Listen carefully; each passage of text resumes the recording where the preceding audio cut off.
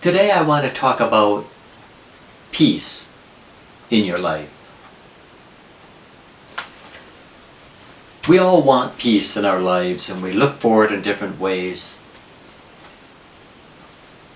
I would suggest when you think about peace in your life, having more peace or having some peace in your life, that improving the peace in your life in some way is going to affect relationships.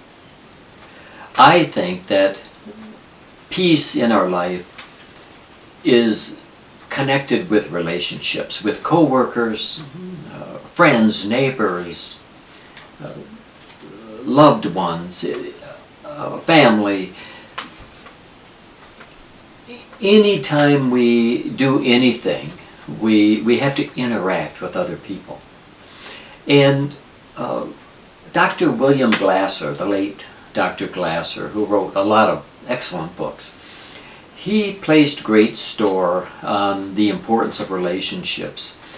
And even to the point of always remembering in any kind of a conflict situation to decide whether this relationship was important or not. And if it was important to you, then bear that in mind as you interact with this person and negotiate with this person. He had some matter of fact, he had such good advice that I have one of his little cards that his organization put out. And I keep it taped above my computer because I think it's so valuable, and I try to remember and try to practice these things as much as I can.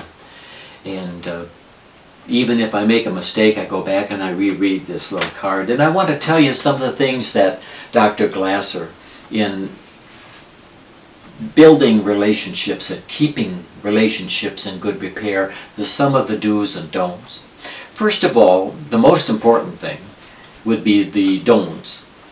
And the things that he said we should stop doing if we want to have good relationships and peace in our lives is that we should stop criticizing, stop blaming, stop complaining, nagging, threatening, punishing, and rewarding for control. That's manipulative, and it isn't a positive thing in a relationship. And you can see if you did your best to stop doing those things. For example, blaming and complaining. Who of us enjoys listening to someone complain? I don't, and I know you don't. And I certainly don't like anyone punishing me and nagging me and so forth. And those things are destructive if it's just repetitive and nothing gets solved, it keeps on going. So remember those things. The things that he said we should start doing, start supporting one another, start encouraging one another, listening, so important. A talent that's seldom used in my opinion. A great many people are very poor listeners. They're not really paying attention at all to what you're saying. Be accepting of others. Be trusting. Sometimes that could be difficult.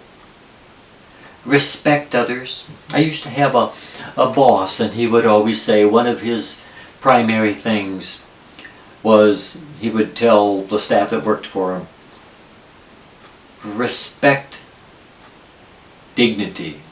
Respect the dignity of others. Don't trample on their dignities. That's the way he used to say it. Don't trample on his or her dignity. And I never forgot that because it was even though there was conflict and disagreement, being a boss and he was a CEO, it was understandable that not everybody was going to agree with every decision he made. But to do that, to deal with those kinds of things without trampling on someone's dignity is so important. Respect. And then the last one was negotiating differences. And so important. Negotiating differences, again, if you combine all of these, it takes listening to the other person to even understand what their needs or wants or fears are. And again, as far as respect, taking those things seriously rather than saying, well, that's the craziest thing I've ever heard of. That's dumb. That's not respecting the other person. So many of these are connected, but they're so important. And so Dr. Glasser's organization,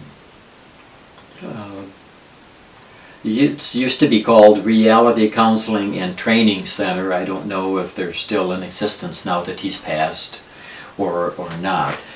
But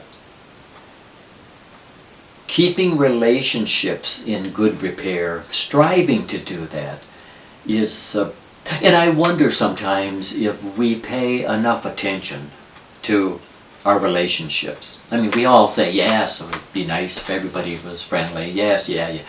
But, do we really put the effort into it? And that's what it takes. It takes effort. But you can see if we stopped doing those things, criticizing, nagging, complaining, punishing, rewarding for control, that you would have better quality relationships. And it stands to reason that it's pretty obvious that if we had better quality relationships, there would be more harmony in families, workplaces, neighborhoods, with friendly gatherings. And those things would lead them to having more peace in your life. So it's all connected. And so if you want to have more peace in your life, remember that an important element in having peace in your life, because if you're not having peace in your life, it's most likely because of other people, your interactions with other people. I'm not saying it's their fault. I'm saying it's because of you have other people in your life. You have relationships. And so it makes sense then that if you want more peace, work on those relationships. Do what you can. Do your part. And, respect and listen to the other person. You would be amazed if you listen to the other person and don't put them down for whatever position they might hold.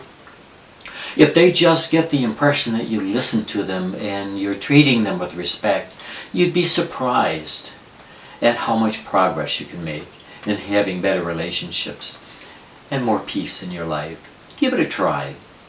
I wish you all the luck in the world.